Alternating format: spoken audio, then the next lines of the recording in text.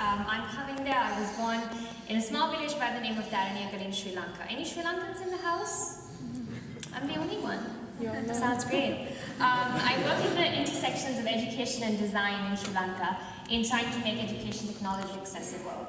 I'm here to talk to you about kind of two takeaways we had during the summer school, representing a fascinating bunch of 90 creative, smart, intelligent young change makers who came together for 2 days to discuss thoughts and ideas about global solutions for the next few years. I would first like to thank the Global Solutions Summit for creating this space of bringing together such a diverse group of creatives, researchers, and young change makers to discuss some difficult topics and to have some difficult yet important conversations. I was asked to only take 30 seconds, but I'm going to take 60 seconds. I hope that's okay. I believe the spaces like these to bring young change makers together is so critically important given what happened in New Zealand a few days ago, where 50 of our own brothers and sisters were killed.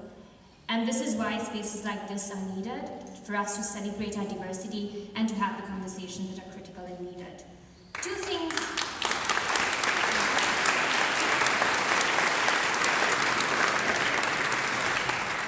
I thought it was important that we mention it since we hadn't in the past 2 days. Two things that we wanted to tell you as you go into the Global Solutions Summit. The first thing was, the topic of our conversation was global paradigm change.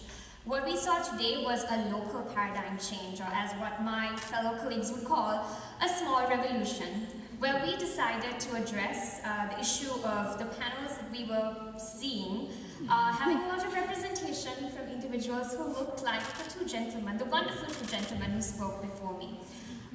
We decided to address the topic of diversity to ensure that people who look like me, individuals from the LGBTIQ community, women of color, people from low socioeconomic backgrounds were included and given an equal seat at the table.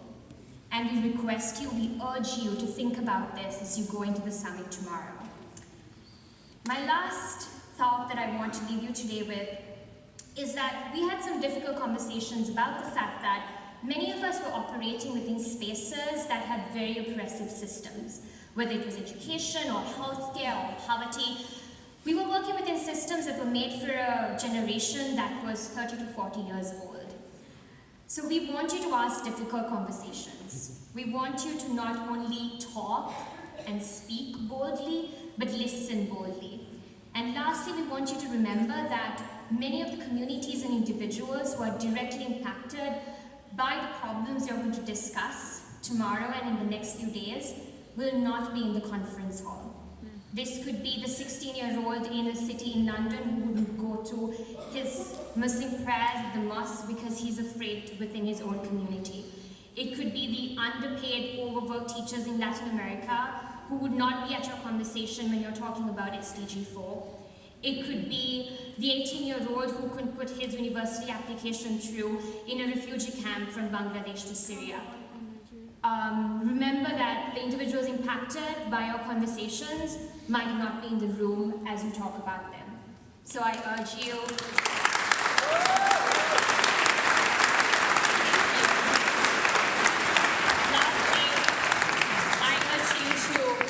radically reimagine the systems that you operate in, and we are not the change makers of tomorrow, we're the change makers of today. I'm